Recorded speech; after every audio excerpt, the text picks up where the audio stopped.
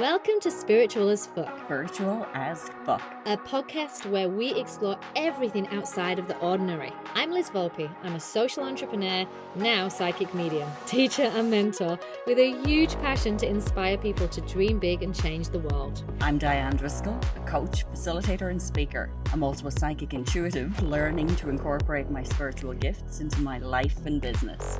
We're here today to share real and raw spiritual stories. It's going to give you a safe space to challenge what's normal and have some serious fun along the way. We hope you're ready to get spiritual as fuck. Okay, everybody, let's start off by saying happy birthday, Diane. Happy birthday, Liz. My God, do you remember turning one? And if you didn't, you can do it again today, because today is our first birthday, our anniversary. And of course, to celebrate in style, we had to bring back a very special guest. So sat to my right here is the amazing David the Medium. It was like the special wasn't available, so I'm here instead. Lovely to see you. And you can see if you're watching on YouTube that Diane and I are wearing our extremely awesome Spiritual as Fuck t-shirts here. So I thought that David might be really jealous that we're wearing one. And because he was our first ever guest, I thought I'd bring him a present as well. So I loved it. Can I put it on now? We don't want you to strip now. I'll strip off. Yeah. Modesty. But yeah, no, it really seemed appropriate because David was the first ever guest that we brought on the podcast. And you know what? We really manifested David on the first time. And at that point, I mean, we were babies in terms of running a podcast, and it was super scary. I remember Diane and I actually being nervous to have you around. We were like, shit, a guest. We've got to interview this guy. But you made it really easy. So we invited you back. You made it wonderful and easy breezy, beautiful That's as right. well. Okay, Yeah. that's awesome. So today we are going to do something a little bit different. We have invited David in to do a Q&A with some of our biggest fans and our listeners. So today we are actually joined with about 20 of our best listeners here, and we're going to go through a few questions. And then at the end of all of that, we are going to end with a bang with some predictions for this year, David. So it's pretty exciting. So I think we're going to dive straight in. What do you think, Diane? Absolutely. Let's hit it, because people are fed up listening to me and Liz. They want to hear from some of our listeners. They want to hear from David. So let's kick it off. Love it. So do we have Jade in today? We do indeed. Amazing. Jade, I'm going to hand over to you for your first question. Thanks, Liz. Hi, David. Hi, Jane. My question for you is, you've described yourself before your spiritual journey as somewhat skeptical but open-minded. So I can imagine when you connected with spirit for the first time, it was quite profound. So my question is, did it change your perspective on life that first time, or how you lived your day-to-day from there?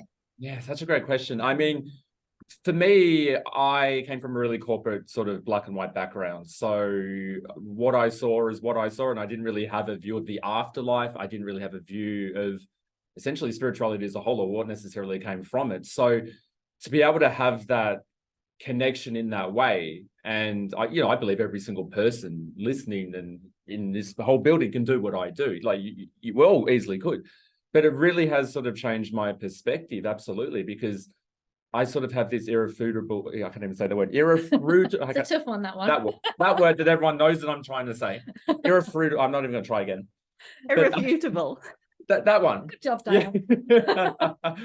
But now I have that word, and that no doubt that there is a life beyond what we see and what we understand, and everything is energy, everything is frequency, and I now have no doubt in my mind that when we do cross over, we don't disappear, we don't leave. Like even science understands that we just transform back into atoms and all these other. I'm not really scientific, so don't take my word for that, but you get the point.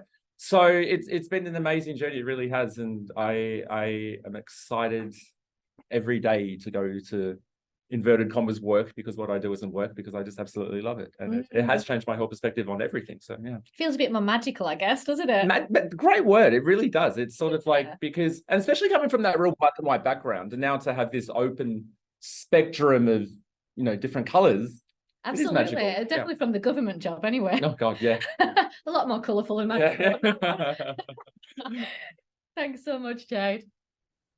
And we have a question from Elaine as well. Elaine? Thanks, Diane. Hi, David. Hi, Elaine. I just wanted to know, do your gifts allow you to see your own future or timelines of what's going to happen in your life? Yeah, again, another great question. So even though I'm able to sit down with everyone every single day and be able to have some really deep conversations with them, I have no idea what's going on in my own life most of the time. So I sort of say if I was to know, it's kind of like getting the answers to the exam before I sit the subject. Yeah. So, and life is for living. I mean, that's for all of us as well. Even with clients that I do read, like when we go psychically and we do talk about future timelines or future events, they're never going to give you the exact answers. It's always with the name of guidance and support, but they don't really do that for me. But that's fine. You know, maybe I don't need it. I don't know. So I get a very good intuition and a good vibe on things. And I think my intuition and vibe is always, I mean, you probably find the same thing, I imagine. Like it's always been pretty spot on. So I'll thank Spirit and the universe for that. But it is something I would love to develop even more. Yeah. So, do you get the drop-ins of, like, as an example, not that I spend too much time thinking about you, but in the beginning, I got a drop-in, David the medium needs to come on our podcast, you know, like that type of, like, those intuitive hits. the real intuitive hits. Yeah. And most of mine actually happen when I'm dreaming as well, or when I'm asleep. So a lot of my sort of psychic predictions, especially when it comes to the world, but also for me personally, it's usually kind of like I'm dreaming future timelines. Oh, wow. But you get like tiny glimpses. It's not, I unfortunately don't get to sit there for 20 minutes seeing everything, you know what I mean? But no, it's definitely something that I am looking forward to developing a bit stronger. Yeah. But at the same time, like I said, I'm also happy to ride the wave. You enjoy the surprise? Well, not really. No, well, you know what? I enjoyed the surprise, but like all of us, there's just things you want to know. Absolutely. Like I'm not getting any younger and I'm still single. So it's sort of like, you know, what's going on here? Like, well, maybe we can become like psychic friends where like I can see what I tune in Please, and get for you and you can do the same for me. You just got a Or maybe everyone will have some collective messages for you later on and just say, yes, I see someone in your future. If anyone listening, you're more than welcome to jump in and let me know. But yeah, just Instagram us, just tag David and spiritual.f and let's give David some predictions today, shall we? I'm not joking. I want to hear. Okay, the door has been opened. Perfect. Thanks, Elaine. Thanks, Elaine. All right, Kirsten, you've got a good question here as well. Yes, hello. Do you have any reading disaster stories where things didn't quite go to plan? I mean, it's a great question. So I go into reading very open to sort of see what happens. And I think a lot of my clients do as well. Like obviously people I'm reading for, they do have sort of specific questions or things they're wanting to be addressed.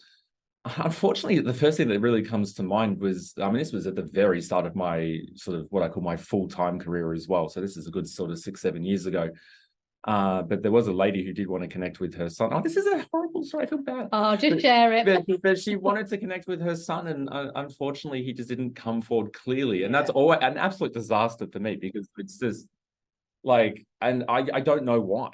Like that's the thing, because there is other people in her life that were coming forward for her. Why do you think that is? Because that's happened to me as well, and you feel horrible. That's the thing. I still get like flashbacks of like, I don't know why. But I guess we can't play God as such. We can't control who's kind of there, right? That's exactly how I just said it in the past. I mean, you know, as much as we want to be able to connect, we're the mediums, like we're the middle men and women. So that's a bit of a depressing disaster story. You're probably hoping for something a bit more fun, but like, I have a good habit of just spilling food and water all over myself. So people always invite me to their homes and I'm just like, yes, but that's a different story altogether. But no, I mean, in terms of disasters, I mean, you just open up and you see where you go. I mean, Spirit is so unique as well. Like everyone in Spirit, they still keep their same personality traits. They still keep their same mannerisms, their cockiness. So sometimes, like, I love it when Spirit swears to me. I don't know whether you get that as well. I but do, yeah. Some of the disaster stories that sort of like one that comes to mind is a dad that came forward to connect with his daughter. And he's like, oh, she's got fat, hasn't she? And I was like, well, I mean, what am I meant to say? I mean, we're the media, but he always, like, it was a term of endearment between them. They always used to pick on each other. But I'm sort of sitting there like, what am I meant to say to this? Like, I mean, I have no filter. So I say whatever Spirit wants me to pass on. I'd be the opposite. I'd be so soft to be like, so. Because she looked beautiful anyway. She wasn't like, I don't know. So we're always at the whim and the mercy of spirit. And sometimes they love to throw us under the bus. Yes. And that can be a bit cringy in a fun way, though. Yeah. Yeah. Yeah. Oh, that's such a good question. Thanks so much, Kirsten. I think it's so good that you don't have a lot of those stories, though. It just shows that how supported you are by spirit in what you do, that there aren't a lot of them that are coming to mind. Exactly. And I am so fortunate. And you know what? Like, people that come to readings with me, they know that I'm a bizarre person anyway. So it's sort of like, you know, if you want to have like a nice normal reading, you're probably not going to come to David the Medium. So I'm always like, I know what to expect.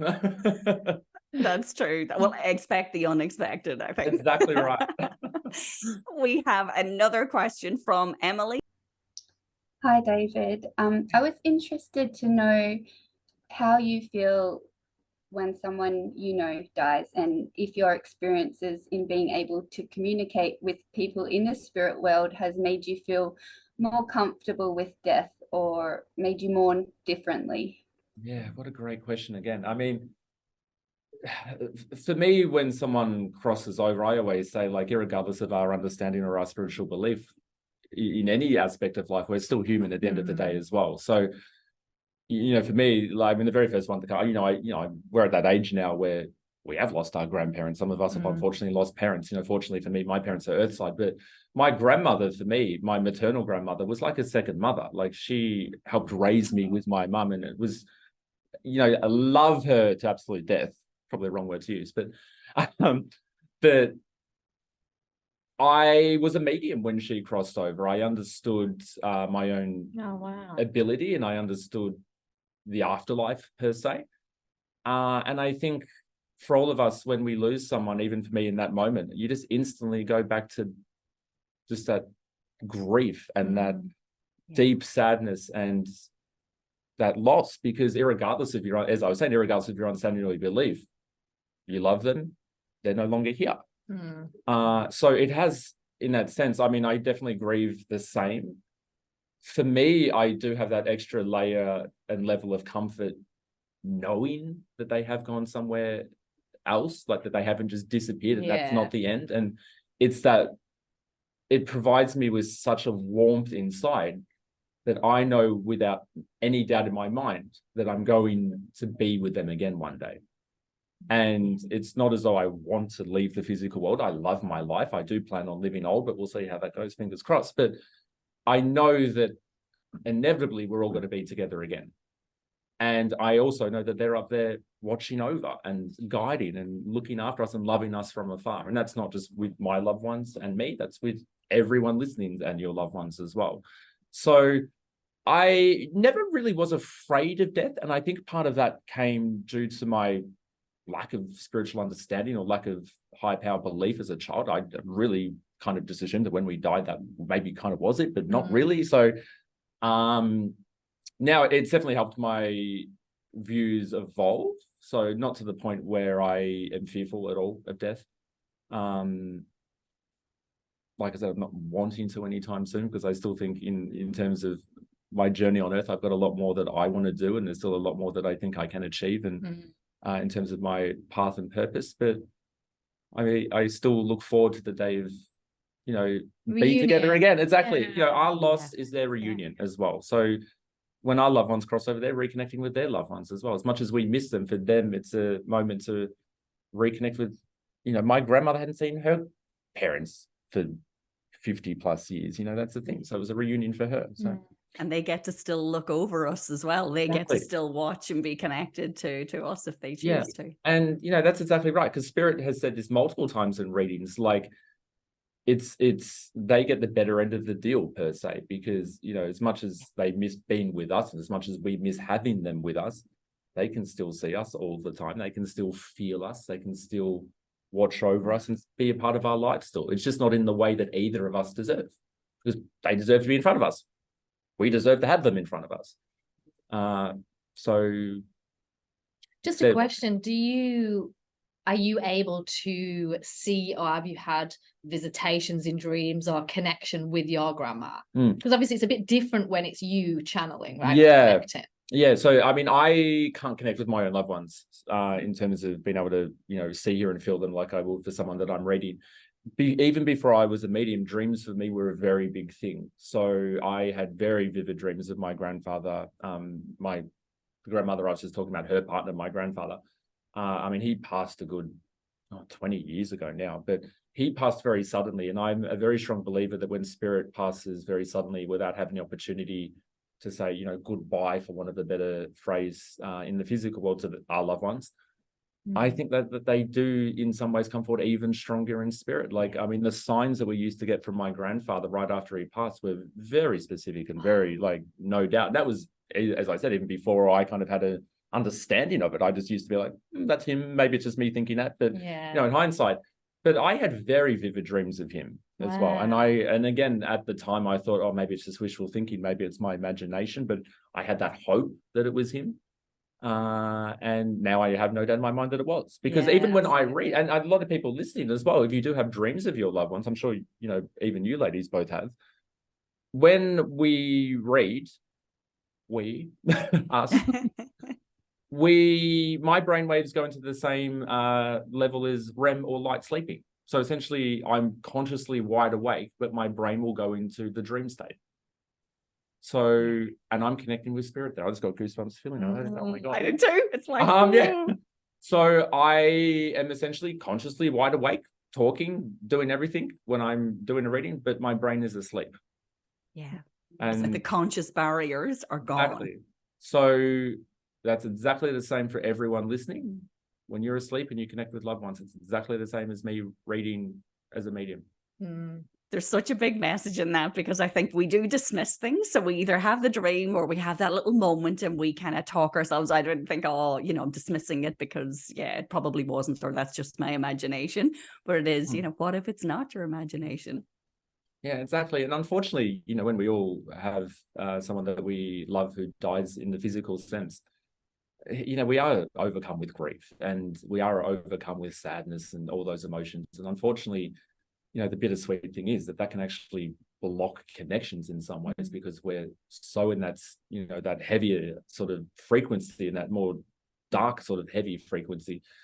So as much as sometimes we want to be able to dream of them, we're so consumed by that sort of negativity, not in a negative sense, but from the sadness perspective. So it comes with the greater understanding that of course they're around us, and we just have to have that belief, because that will help lift our elevations for us to be able to connect with them even easier in a sense. Yeah, and I think that's why we all go to David the Medium. Yeah. We can't connect ourselves. It's funny because I'm able to connect. But what was really interesting for me was a couple of weeks ago, someone connected to my nana. And I'd never had a personal connection before. So I suddenly got given information that was all validated. And I was like, holy shit. For the first time, I felt what it was like for someone to get a connection. And that shifted my perception again, even from, knowing that it happened and, getting so many validations from other people, experiencing on the other side was amazing. Has that happened to you? Yeah, like I have some of the ladies listening may have heard of it, but Jackie Gillies. Yes. Yeah, so she, for those that maybe are outside of Australia, she is an Australian psychic medium, but she was also on the Real Housewives of Melbourne. She's a character, that great watching. If you haven't watched it, you're up there. Tune in.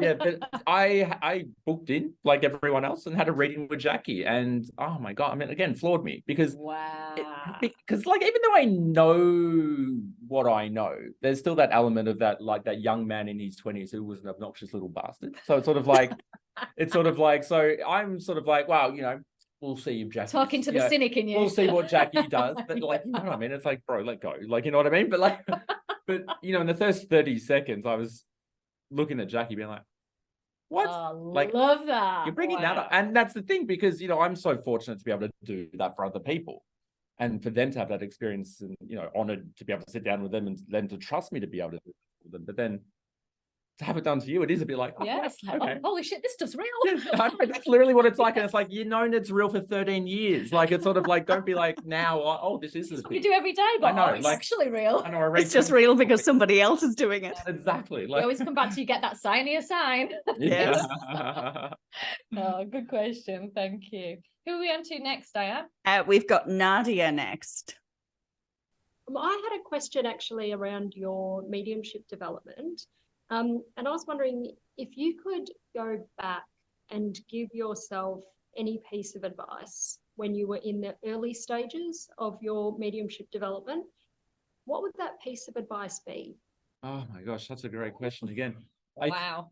It would be to trust because it was so new to me, because it was also alien to me. I don't think I necessarily trusted how well I was doing at it, because even now, to be very fair, like I would still get up and do a reading and I'm kind of like, oh, I don't know if anything's going to come forward. Like there is that element of sort of doubt. And I I've think just made all of this up. oh, exactly. Like you sort of sit down with someone and I'm like, oh, even though I've read other people today, I don't know if they're going to get anyone coming forward. Yeah, it's that doubt. So the biggest lesson for me would definitely be to trust it. And I'd love to be able to go back to my former self and be like, you're doing well. Like everyone's journey is different.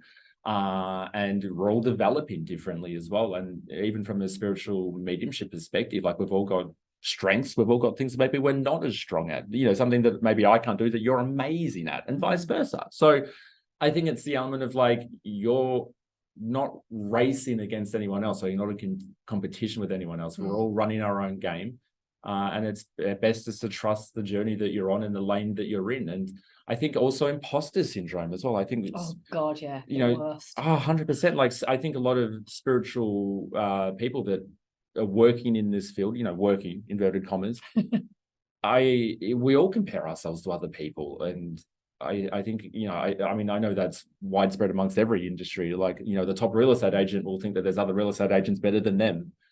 And for me, developing, a good guest of yours, lady, but John Edward, like I was like, I'd love to be like John Edward. Or people would be like, oh, you remind me of Tyler Henry. And I'd be like, oh, but like, it's that's the thing. It's sort of like, trust in what you do. Everyone's race is all the same. Yeah. You'll develop how you're meant to.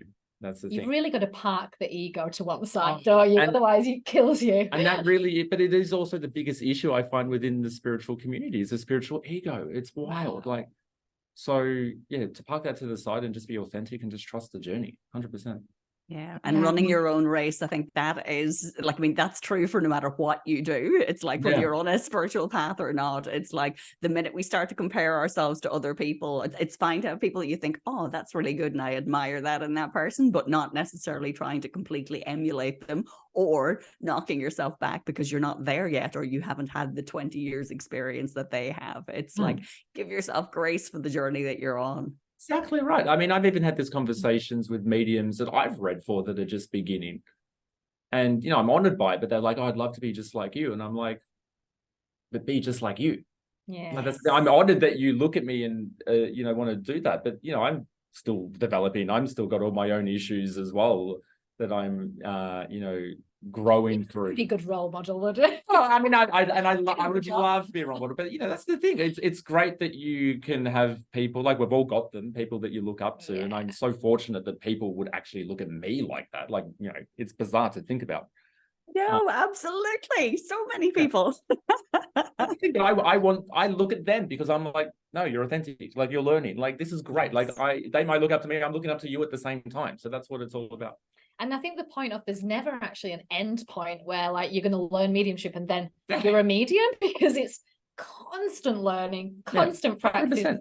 Yeah. The end point is dying in the physical sense, because then we'll return to source, and then even then we won't know everything. So exactly. it's enjoying the journey. 100%. And everyone listening today, like I don't doubt that you're all not mediums.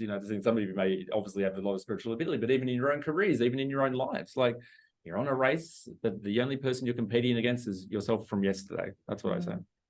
Yeah. And maybe, because everyone has psychic ability and, can develop all of this type of stuff, it doesn't always mean as well that you have to go and quit your day job. Like you can actually use your spiritual gifts to make a difference in the world, to inspire other people, to be a great leader, like whatever you want to. And I think, that's kind of went through my head originally. It's like, oh my God, I can't do anything else now.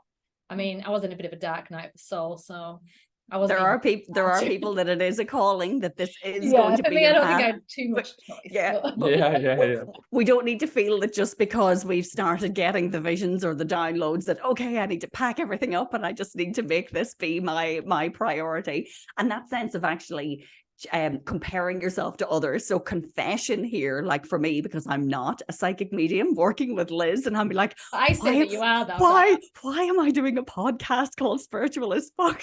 It's like, I'm not someone, I can't do these readings for people. It's like, but I have gifts in other ways that you realize then, oh shit, I do this in the corporate world, or I do this in my life, I do it as a coach. And then you realize, well, it doesn't have to be an all or nothing. I don't have to say suddenly now I'm going to jump in and I'm going to be all spiritual as fuck. And in terms of a business offering, it is incorporated, whether you're a mum, whether you're, any in your relationships, no matter what you do, just incorporate that spiritual as fuck nature, whatever your gifts are, just be authentic and bring it to the fore. Exactly. And everyone's got gifts. Every single person has something so unique about them. Yeah. So even in their spiritual journey. Absolutely. So whether you're listening to this on the podcast or whether you're in the room with us now, just look around the screen or think about all the people who are listening. It's like, yes, we're talking to you. You've got spiritual gifts. Yes, 100%. You do. Okay, David, brace yourself. Do we reincarnate after we pass? If so, do we meet the same people from our current life but play different roles? Yes and yes. So let me delve into that. So I am a very strong believer of reincarnation and past lives. I believe that every one of us has had past lives before. I've done past life regressions where I've seen my own past lives, some of them. And I have no doubt that when we all do inevitably leave this world, we will return to the waiting room, and as if our soul has more that it has to learn and evolve and grow through, then we will be reincarnated again. I am a very strong believer that we don't get reincarnated until the last person who knew us personally crosses over as well. Now that's an interesting one. Let's go there. That's you. I haven't heard that before. Yeah. Wow. Okay, bring it on. In very, very rare circumstances, I have read for people that have had loved ones reincarnated, but it was usually, well, actually, in all cases, it was only because they either died at birth or they had, unfortunately, like a late-term miscarriage or a stillborn or something like that. And then the soul was reincarnated. Thus far in my career, and I'd be interested to see your perspective on this as well, I have never had a soul that's reincarnated whilst its loved ones are actually still in this plane. No. Wow. So that's interesting to me, because you do hear of people who, well, yeah, maybe it is that early, when a young child or something like that has happened, that then that reincarnates into the same family, because I know people who do believe that personally, so it's not later in life when you're already established and probably the ego has taken hold. You're still very much your spiritual self when you're that young. Yeah. I mean, I don't believe, I don't doubt part of me that it maybe can happen, because I mean, I have seen stories of, for argument's sake, like a lady whose sister died and then her sister was reborn as her granddaughter, things like that. But I haven't experienced it personally. So it's different. For example, it sounds ridiculous, but I always use the example of Mahatma Gandhi. I don't know why I always bring him up.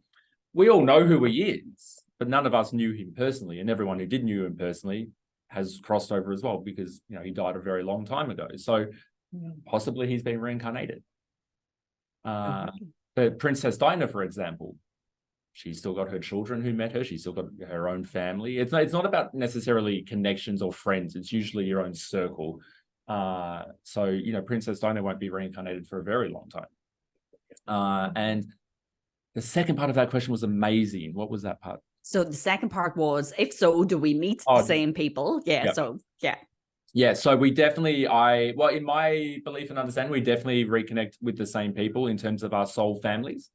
So for me, that is obviously your blood family relations, but also very close friends. Like, I look at one of my best friends, I don't doubt that she was probably actually my mother's daughter in a past life. Oh, so the connection. I honestly have always thought that. Bear with me, ladies, but I got very stoned one night. I don't like We're hearing it all now. Come on. Well, it was a birthday party. and I actually hate weed. Like, it smells terrible, and I don't like the taste or the feeling. But I was like, well, I went in Rome, like everyone else was doing it, you know, peer pressure. But I was sitting there, and I was like, hi, and I was looking at my best friend, and I was like, that was my mum's daughter in a past life. Like, I just knew it. And that's why, I mean, plant-based medicine, it does unlock different aspects of the brain. Like, even science knows that. I'm never smoking again, by the way. I'm going to make that very clear. But I also believe that when we do get reincarnated, or we do meet the same soul family again, we're not necessarily the same gender, or we're not playing the same role either. Definitely. The soul is genderless, and in a past life, I could have been my mother's mother, and she could have been my son, or, you know, my husband. Even the romantic connections, for example, like sometimes our soulmates in this life, they could have actually been our siblings or our parents in a past life. This life around, they're our romantic soulmate. But it's a different person. It's the same soul, but it's a different person. So don't be creeped out thinking that your husband was really your sister in a past life. You know, don't worry. It's funny because Liz and I got told, so Lisa Salvatore, who has done one of our episodes as well, she had told Liz and I that we were sisters in a prior life together. And the minute she said it, I don't think either one of us freaked out. It was like, that makes sense. We were probably tearing each other's hair out, you know, being siblings. Now it's like, it's a total love fest. We were probably spiritual as fuck still then, though, Diane. True. We were probably burnt on the stake together. I was probably lighting the stake on fire. No. I knew I didn't like you for it. Yeah, and just thinking of all the people, so whether you're listening or whether you're on the screen here in front of us, it's like, oh, I wonder, did our paths cross in previous lives as well? You just don't know. Yeah, you don't know. I mean, like friends can definitely be relations. I've met random people that I have like literally had the strongest connection with. Like, I know this person inside out. Actually, when I met my husband, I met him because he worked in the same office where I was running a business. And the first time I met him, I actually said, I feel like I can read you like a book. It was like I understood every single bit of him. I didn't know him as a person at all. But the soul remembers. That's the thing. Like, the soul knows why it's on Earth, and it knows its journey. The human side of us doesn't, because it was like I was saying before, that's like getting the answers to the exam before you sit the subject. But the soul knows why it's here, and it knows who it's actually going to meet, and it knows who it has to connect with. So when you actually do meet them, trust your instincts on people. You know, that's the thing, 100%. Like, all of us can think of people that we've met and instantly we bond with them, or we vibe with them, or we become best friends with them within 5 minutes, or you meet him for the first time and you're like, this is it, this is the man. Like, I don't know if I felt that, but I knew. Yeah. He knows that, so I'm not being rude. Sorry, Jess. I don't listen. No, but that's the thing. Like, you instantly, your soul remembers them. That's the thing. We must do an episode fully on reincarnation. We need to find someone and past lives. Yes, we're putting it out there now. Here's our and we've got David in the house, so we're putting that out in our manifestation. We're going to manifest someone who is here that is going to come to us, because that's a whole other fascinating topic. I have to say, how good are the questions that are coming through? Amazing. How good are our listeners? Seriously, Liz. Oh, amazing. I probably traumatized them all, but I mean, the questions are great.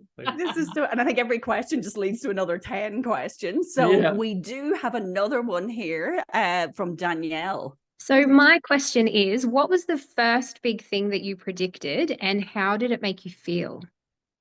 Ooh, because you're pretty well known for your predictions. Yeah, I mean, the first big one was actually COVID. So I had a very smaller audience compared to what I have now in 2019. It was only probably a few thousand people, but I started talking about COVID at the end of 2019, or not even at the end, probably about sort of September, October onwards.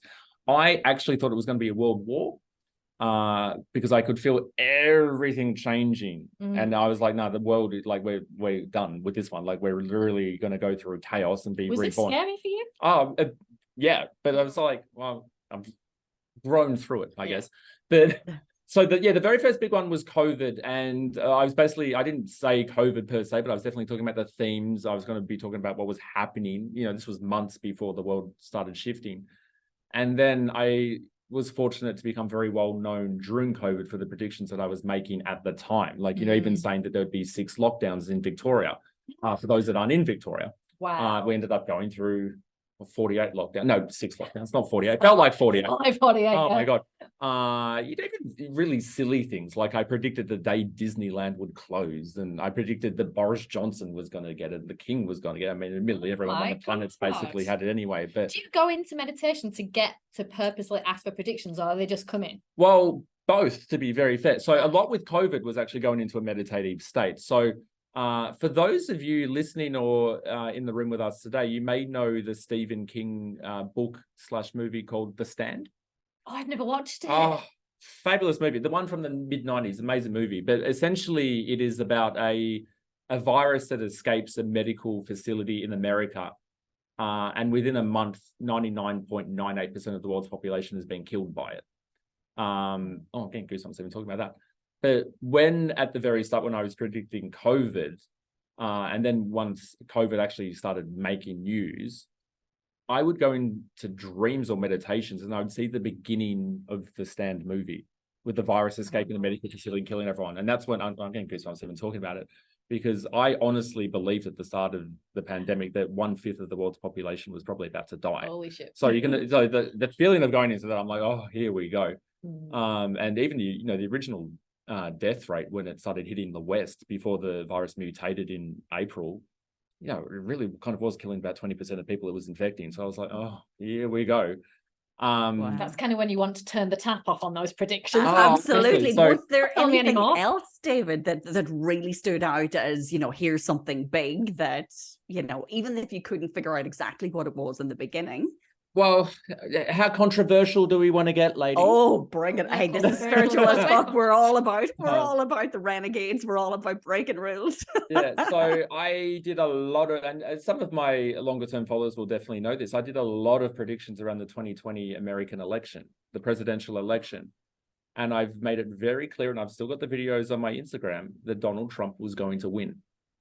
And even now, I have no doubt that Donald Trump maybe actually did win. Oh. Because Got you. whatever happens in America, because America is the ground zero spiritual empire. So whatever happens there reverberates around the world. And essentially, if the election was allegedly rigged, stolen, whatever word you want to use, it set off the age of authoritarianism. That was going to be the outcome. And then we saw really from the start of 2021 onwards, the whole world really swinging the pendulum towards a very darker authoritarian energy. And I was like, well, it had to have begun in America. So I can completely understand people's perspectives and opinions, especially with a polarizing figure like Donald Trump. But from my own spiritual understanding, I do believe he did win the 2020 election. So that was a big prediction of mine, and I was very public about that, because the thing is, I predicted everything about the 2020 election except for the winner. So it seems a bit weird. Like I predicted Kamala Harris, I predicted Joe Biden and medical health issues. I even mentioned that someone on the Supreme Court was going to cross over, and then Ruth Bader Ginsburg died. And wow. I predicted the new nominee for the Supreme Court would be a white woman from the South, and Amy Coney Barrett then came out, and I made a lot of predictions around certain states that became very, very true in the end. But the one thing is, Joe Biden won. And I find it weird that everything else was kind of on point. It's not an ego thing, because I was wrong. I don't know. Back to that. Yeah. But everything else was right except for that. Interesting. And Spirit always said that and everyone's probably like, oh, fucking Donald Trump. But Spirit always said that Donald Trump would win twice. Wow. So I don't think he maybe will next year in 2024, but maybe he did in 2020.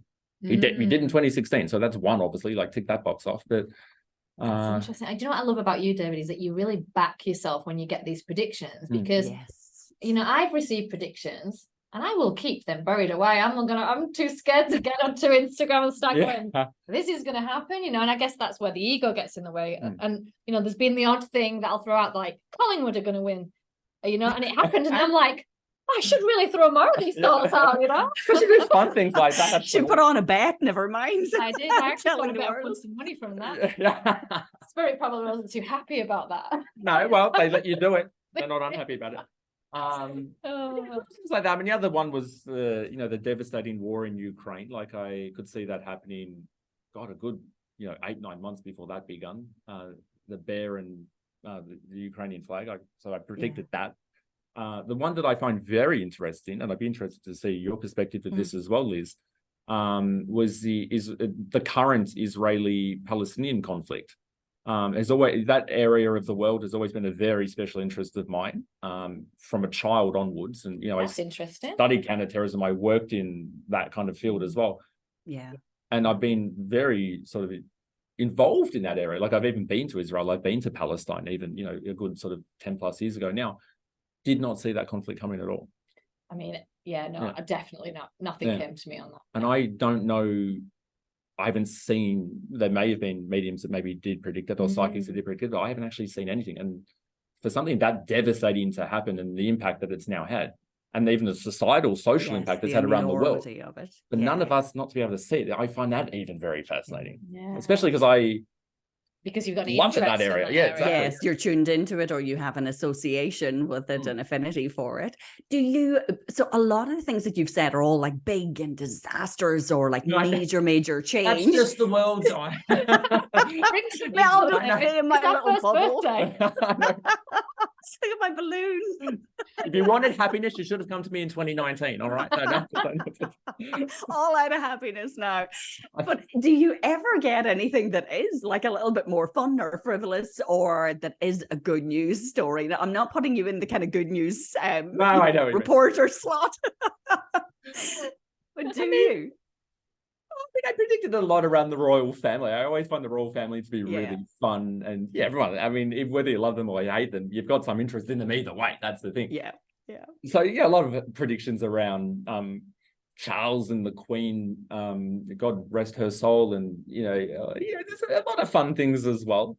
We'll I can't think of any off the top of my head, but sort of like that. Remember the bad things. On this note, then, so obviously it is now 2024. We're at the start of it, February. Do you see anything for the future? Is there anything that we really need to know? Didn't you just say that you wanted positivity? Do you really want? No. And sometimes, what, things maybe do come across as negative. The most important thing to remember is that if we can't control it, then it doesn't have the ability to control us either. Yes. Unfortunately, we all have to go through, the chaos of the last few years in some ways, irregardless of where you're living in the world, we're all being affected by what's been happening.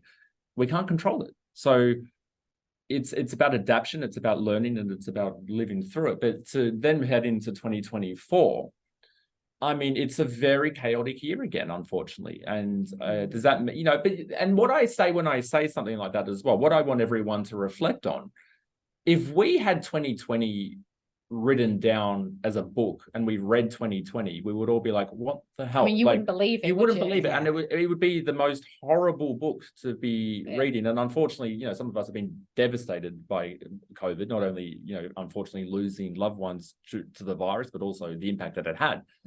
But the thing is, we got through it, and we're all still here, and we've all adapted and learned and grown from that.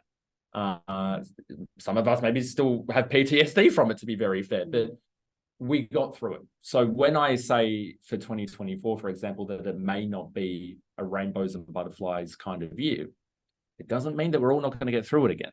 That's the thing. It shows the strength of human determination, and the strength of our own characters, and the strength of who we are as souls in this environment.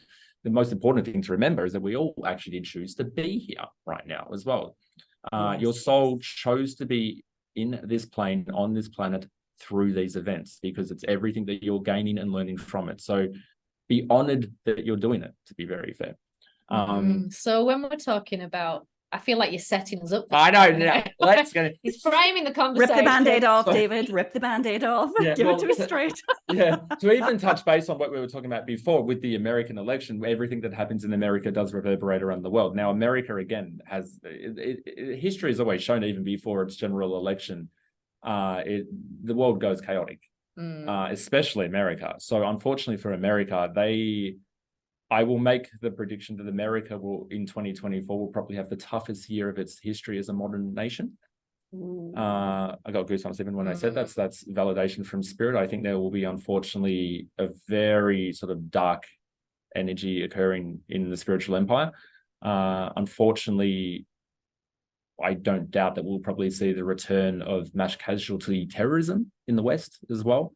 Completely separate from the Middle Eastern conflict and the motivations around that. But I mean, I don't want to scare anyone who may be in New York, but I mean, terrorism in New York is always such a theme anyway, but it is really the American cities. I think the West in general will see a return of kind of what we went through, 10 years ago with unfortunate, devastating sort of attacks with the rise of Islamic State. Now, this time around, it may not be Islamic State, but it's a very big sort of shift. And the American election, like it just, I mean, I don't doubt that it will happen, but it wouldn't surprise me if it didn't. That's all I can say. Like, it's just the energy in America is very sort of just cloudy and up in the air. And, we're dealing with things, kind of just a very authoritarian energy in America, unfortunately. Separate from Joe Biden, whether you're a supporter or not, it's really separate from him anyway. I don't, and I've said this prediction before in 2020, but I will bite my own arm off if he is the Democrat candidate for election. I do believe that Joe Biden will be replaced before the general election. Wow. Most likely what they call the West Coast boy. So that would likely be Gavin Newsom, the governor of California. I don't think anyone even listening in this chat at the moment is even Americans. They're like, talk about something else. We've had a lot of listeners in the US. Yes, actually, well, hello, America. Donald Trump is God, what a chaotic energy that everything going on around him at the moment as well. I mean, they are trying to imprison him as well. So that obviously has the authoritarian energy that someone like Donald Trump is prosecuted more than drug traffickers and, real mafia heads. Like, they haven't gone through what he's gone through. Will he end up in prison? They will definitely try and send him to prison. You can imagine the societal backlash if that happens. Oh God, you can't imagine. And that's the thing. So America again has a bit of it's kind of like the BLM riots of 2020, but it feels bigger, if that makes sense. So whether it's actual riots or whether it's a societal upheaval, which will reverberate around the world.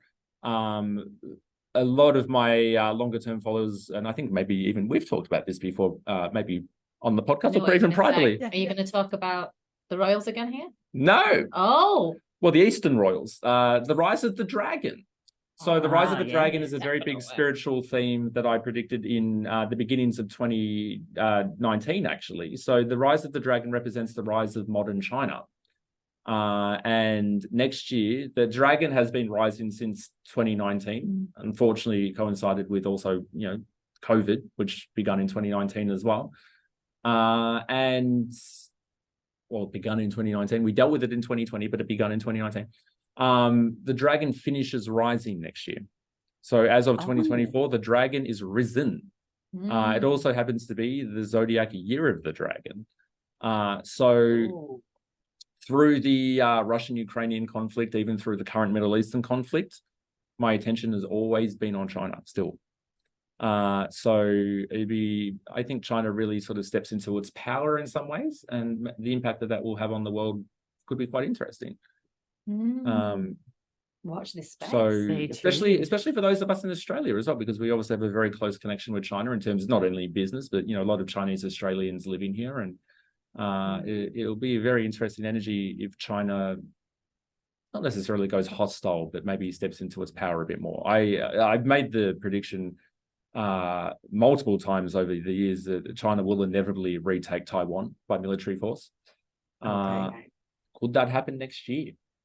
Wouldn't doubt it. Probably later. I would say it was likely to be probably later in the decade, but if it happened next year, it wouldn't surprise me again. Because the dragon is risen and it stepped into its power, and it wants Taiwan anyway. So so then we have to deal with the impacts that would have on the world. A very devastating war again, the economic impacts that would flow onto as well. So it's just all about, as I said, it's just about adaptation. Like, unfortunately, we can't control any of it. It doesn't mean that our day-to-day life is all doom and gloom. We're still the masters of our own fate and destiny, and we still have the ability to shape our lives in ways that work best for us. I think that's such an important point, because it's so easy for us to get consumed by global, like, I mean, I don't even listen to the news anymore and haven't done for about 10 years, but it is so easy to get sucked in and then want updates. And that's like, if it's outside of your control and you can't make a difference, like a tangible difference for that, then focusing on your own family, focusing on your own work and being the best, or raising your vibration to the best it can be, if you channel your energy into that, then that is contributing to a greater good. Because I know for me, and I think for a lot of people, like what's happening in the Middle East at the moment, it is like, I mean, I like, as a mother, like, there's on so many levels, I feel myself being pulled into it. And it's like, what good am I doing if I'm pouring more worry, more negativity, more everything into that? But it's like, no, it's like, if I'm a mum, I've got to get my daughter out to school in the morning. I've got to, run my business. Liz and I have got to have, silly conversations on our podcast. We've got to have the, oh my God, you won't believe what happened to me today conversations. Exactly. But it's those things. And if we, I'm such a firm believer that there are always going to be things, almost like a tornado, that are pulling us from pillar to post, that wants us to kind of look at this, and I'm going to do this. They're all distractions from the absolute greater good that you can do in your own life. So, there's going to be a lot more chaos going on there, and we can all see that, and that's going to continue to happen. But when we look back at things like the pandemic, like COVID, how many people went through huge either spiritual awakenings or that wake-up call in their life and decided, you know what, I'm going to move out to the country. I'm going to start farming. I'm going to start, a spiritual business. I'm going to do something. Why? Because this horrible view of the world caused us to look at ourselves and how we were showing up in a very different way. So chaos always brings opportunity. Yeah, it may not seem like that in the moment, but no, and that's the thing, because unfortunately, the keyword that I love that you used was distraction. I mean, this is the thing. It doesn't mean that you don't have empathy for people in the Middle East or people going through horrific circumstances, but we can't control it. And it's kind of like the age of authoritarianism, or the overt negative energy wants us to be sucked into it. It wants us to have an opinion on it. It wants us to voice it and to suddenly hate our friends because they've got a different opinion to us. Like, I've had fallings out with friends over this bloody conflict, and it's sort of like, you've got to be serious. You're like, you're joking, surely. But no, they won't, because they got so caught up in the negative, because that's what the age of authoritarianism wants people to do. We have to remember, we're all, as we were saying before, we're all in this together. Like, no one's opinion is more important than anyone else's. No one's viewpoint is more important than anyone else's. We're all going through the same thing. We're all living in the same reality. Okay, maybe we have different perspectives, but we're all still in the same game. And it's just about living your life the best way you can, right?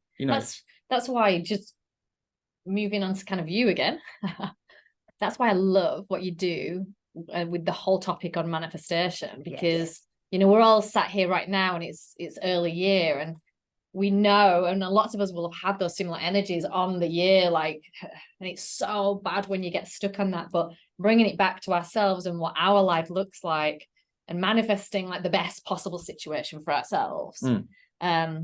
What tips do you have for people right now that, I've been through a challenging time, and this is like, oh no, more challenges, shit, and they're in that mind frame, like, how can they switch that and go into like maybe manifesting something really great for the year? Yeah, I mean, that's the thing. It really is just about regaining control over, where your thoughts go, where your energy goes, because, manifestation and the ability to manifest effectively and quickly, in some ways, to be very fair, is being very mindful of your daily habits.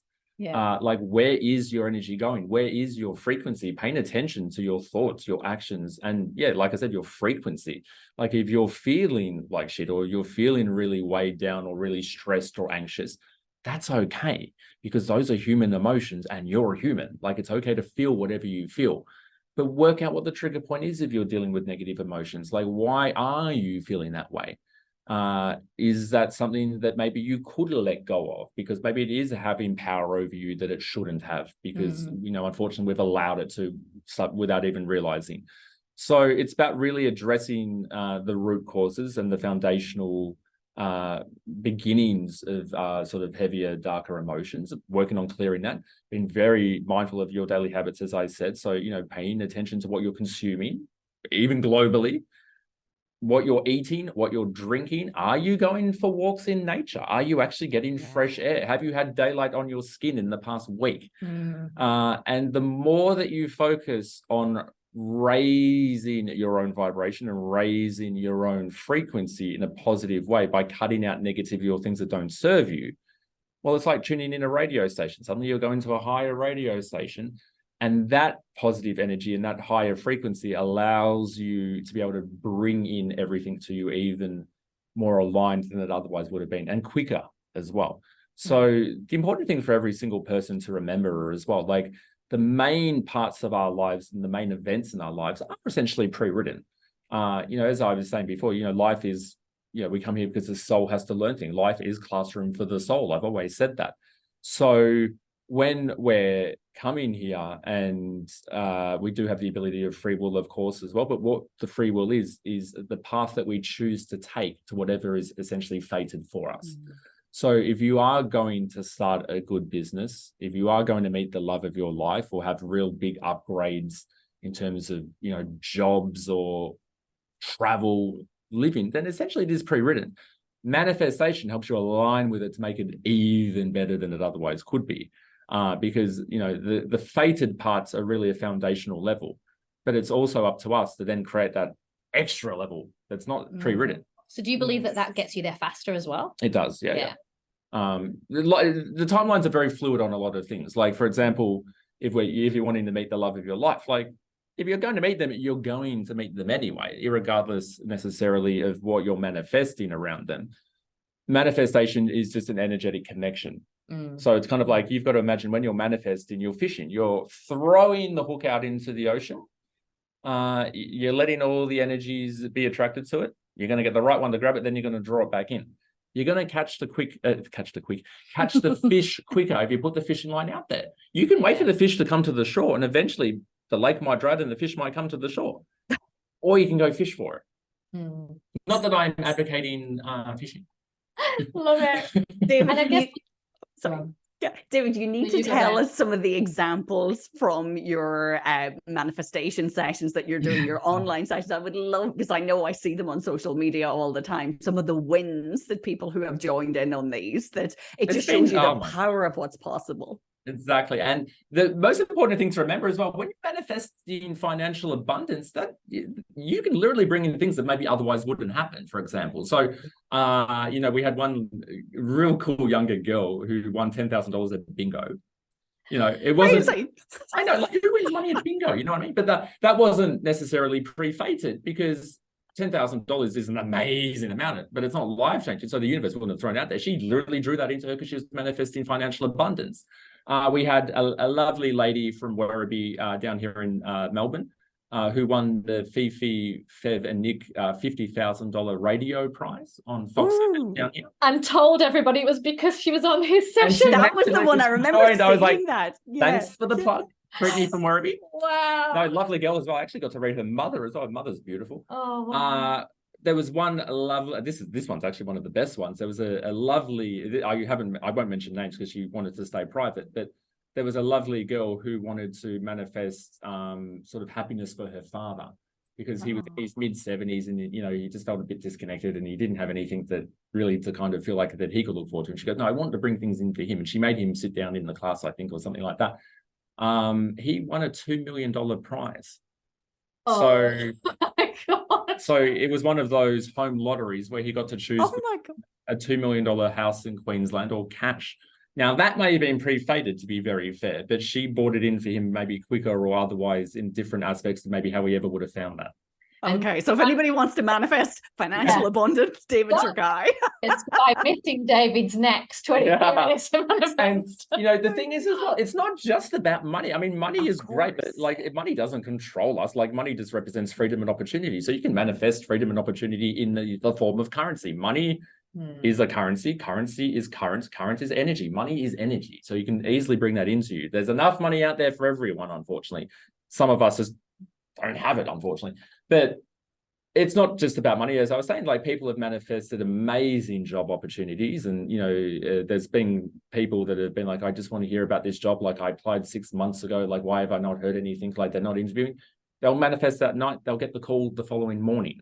Yes. The most beautiful, special messages that I had was around relationships. It was a beautiful girl who did one of my, actually the very first class I did, she did that in May, and she was manifesting the strength to leave her shitty partner. Her partner of 13 years, who was just very emotionally abusive and just a horrible person to her. And she focused on strength and self-belief. And after that session, she found the strength to leave him. She then joined the next one in July, and she wanted to manifest a lovely person to then come into her life. Because she's freed herself from this real toxic, negative person, and she wanted to have someone that she deserved. She's now got a lovely partner. Oh, I just love, I think we need just everybody listening to this right now. So whether you're here with us, whether you're on the podcast, take a moment and think about what is it that you do want to manifest for 2024 and put it out there to the universe. Think, are there practices, maybe you join one of David's sessions, maybe you listen back to the episode that we had on manifestation madness, because I know some of our listeners and one who's here today manifested a whole new job out of this and shared that story with us as well. It's like, where we focus our energy when we set our intention towards something, and then we're, actively aligning ourselves with that. It's such a huge thing to do. So it's definitely, everybody spend some time doing that. But David, what are you in your life and your work? What are you manifesting for 2024? Anything you can share with us? Well, I can't share just yet. However, there will be two actually very exciting things happening in 2024 that I'm very much personal for me, that I'm very much looking forward to. Both of them I have manifested. Oh my God, I'm so impatient. I want an exclusive, David. I want an exclusive. Yeah. Pressure's on. Doing my manifestations as well. Like, I'm not manifesting them for you. That's the thing. It's all your own energy. It's all your own thoughts. It's creating what you deserve as well. I'm just there to help you unlock it. You're all doing heavy lifting. It's not me doing heavy lifting on your behalf. So one thing that I will be announcing in 2024, I'm going to do a launch video, so stay tuned. I surprised myself how that came along, put it that way. Like it was always something I wanted to explore and something that I wanted to do. Didn't know how I would, but I pictured myself doing it. Yes. And the most important thing when it comes to manifestation, I should also add, it's not just visualizing what you're wanting and creating a life about what you want. You have to feel the emotion behind it. Yes, the feeling. Like, I say to everyone, okay, you're wanting a great new job. Great. How does that make you feel? Like, are you feeling inspired and ambitious and driven, and you're feeling like you've got this great new creative spark and that new beginning? It's not just imagining whatever it is. You have to feel and espouse the emotion behind it. And that's what I did with my manifestations. I didn't know necessarily how it would happen or how it would come into fruition, but I imagined it and I felt it, and I felt how it would make me feel doing it. Yeah. And here we are. That's really exciting, because Diane and I are have some. No, I'm thinking the same thing. Like, where I get a lot of drop-in information. Diane does too, and we throw it out there, talk about it. The energy goes out to the universe, and this shit happens for us, and we're like, yeah, well, you've manifested some amazing guests. Oh, and wait, 2024, the things are off the charts. So put it out there. And, for manifestation as well, it is about actually putting it out there physically. I use the notes section on my phone as a vision board. Like, I write things down there.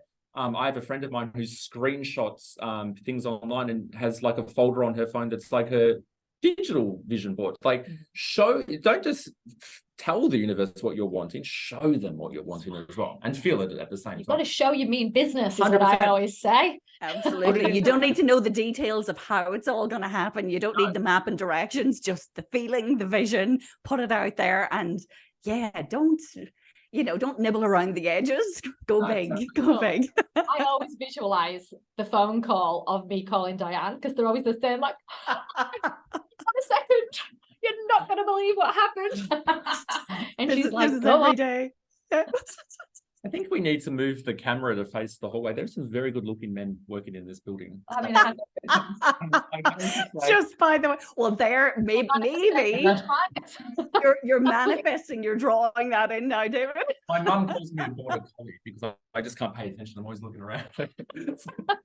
So even then, I'm getting completely I'm so connected to the conversation. We're going to go around. Anyway, it shows how easy it is for us to get distracted, David. It's like all these things that are going on in the world. We can either choose to get distracted, or we can focus on what we want to manifest and be conscious about what that is. Not only just us three, but everyone listening as well. I find as humans, we're evolving so good to be very connected in conversation, whilst also being very connected visually, or very connected even in our heads. It's like we're learning to juggle 20 things at once. Yeah. Like, I'm great at driving whilst I'm on the phone. No, I'm teasing. That was a joke. I actually never do that because I'm terrified of what could happen. I'm just joking. Oh, well, on that note, before David starts to open up with even more secrets. Oh my goodness, this has just been such an amazing session. Thank you. And I just want to thank all of the listeners that also sent in questions today that we haven't got around to. We will definitely be bringing David back, I'm sure. Oh God, you want me back after this? We definitely want you back. Next time we'll be giving you number 2 t-shirt or something. We'll have the 2 balloons in the background. But no, it's been an absolute pleasure. Thank you so much. We hope that everybody has enjoyed listening. We will be posting all of David's events, all of his news, all of his social media and website, all the details in our show notes, so you can head there to get it. And just to everybody else, thank you for supporting our journey. I just can't say enough that the podcast is just like the moment of joy, in Diane and I's day, in our week, and we just constantly just look at everything that's happened with so much awe and so much joy. And every listener that reaches out to us and listens, you are just as much part of it as we are. So thank you so much for being here, and here's to another year of Spiritual as Fuck. Happy birthday to us. Happy birthday to us. That's it for another episode. Thank you for listening. Did you know that we are building a movement of 1 million people who are spiritual as fuck? We would love for you to join us. You can start by leaving us a review on Apple Podcast. Every month, I'm going to intuitively choose one person and do a psychic reading for you. So follow us on Instagram, send in your stories and topic suggestions, and join the movement at spiritual.a.f. Until next time.